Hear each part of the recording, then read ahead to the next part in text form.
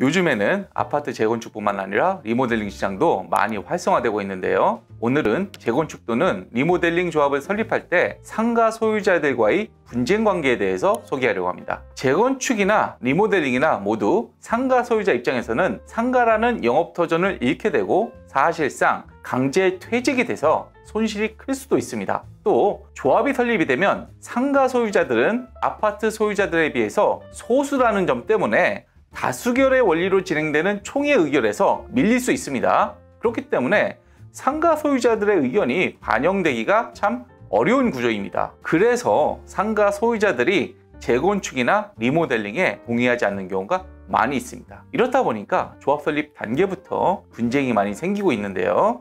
자, 그럼 이렇게 상가 소유자들이 반대를 할 경우에 재건축이나 리모델링 조합 설립이 불가능해지는 걸까요? 먼저 도시정비법에 따른 재건축 사업부터 살펴보도록 하겠습니다. 재건축 사업을 위해서는 아파트 단지 전체 구분 소유자들, 즉 아파트를 소유하고 있는 사람들이나 또는 상가를 소유하고 있는 사람들 전체의 75% 동의를 얻어야 하고, 동시에 아파트 또는 상가의 각 동별 구분 소유자의 과반수 동의를 얻어야 합니다. 그러다 보니 재건축 조합 설립 추진위원회에서는 아예 상가를 제척하는 방법으로 조합 설립을 추진하기도 합니다. 도시정비법은 제67조에서 재건축 사업의 범위에 관한 특례를 규정하고 있는데요. 추진위원회가 일정한 요건을 충족해서 상가 소유자들 상대로 토지분할 청구 소송을 제기할 경우에는 조합 설립 인가를 할 수 있는 내용을 규정하고 있습니다. 다만 이런 요건을 충족하지 못할 경우 재건축 조합 설립 인가를 받기는 어렵습니다. 그러다 보니까 재건축 조합 설립 추진위원회에서는 울며 겨자 먹기로 상가 소유자들의 요구사항을 그대로 수용하면서 동의서를 받는 경우도 있습니다. 한편 주택법에 의해서 추진되고 있는 리모델링 주택사업의 경우에는 이런 특례 규정이 존재하지 않습니다.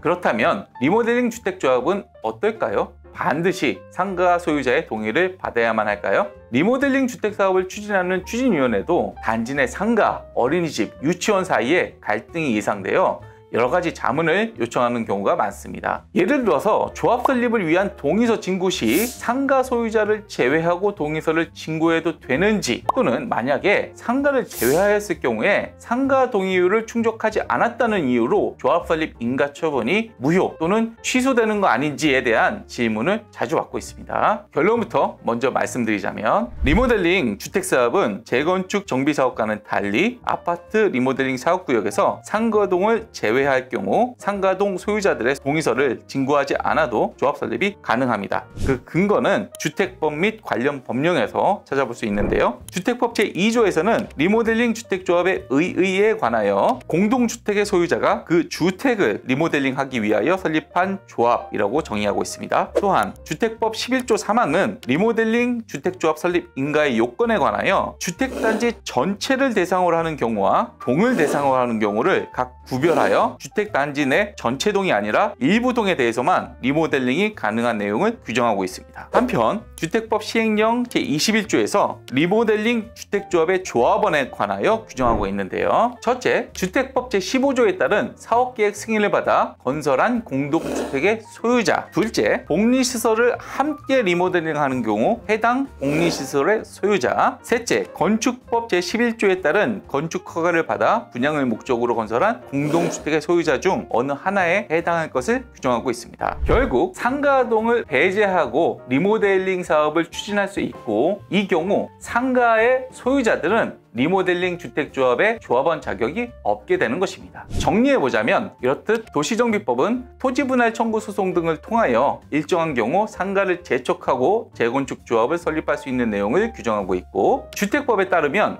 애초부터 상가를 배제하여 리모델링 주택조합을 설립할 수도 있습니다. 다만 제 개인적인 생각에는 수십 년 된 상가 건물을 완전히 배제한 채 아파트만 재건축 또는 리모델링 할 경우에 당해 아파트 단지의 미관에도 어울리지 않을 뿐더러 오래된 상가로 인하여 해당 단지의 경제적 가치를 떨어지게 하는 요인이 될 수도 있다고 생각을 합니다. 이렇게 상가를 배제할 경우에는 그것이 과연 노후화된 주거 환경의 개선 또는 주거 생활의 질을 높이는 데 이바지함을 목적으로 하고 있는 도시정비법 그리고 주택법의 근본 취지에 부합하는 것인지도 사실상 의문입니다. 결국 조합과 상가 소유자들 사이에 서로 이렇게 배척할 것이 아니라 서로 상생할 수 있는 길을 모색하는 것이 리모델링 사업의 진정한 성공을 위해서도 매우 중요하다고 생각합니다. 이상 법무부 센트로의 김종우 변호사였습니다. 다음 시간에도 좋은 영상으로 찾아뵙겠습니다. 오늘 영상도 시청해주셔서 감사합니다.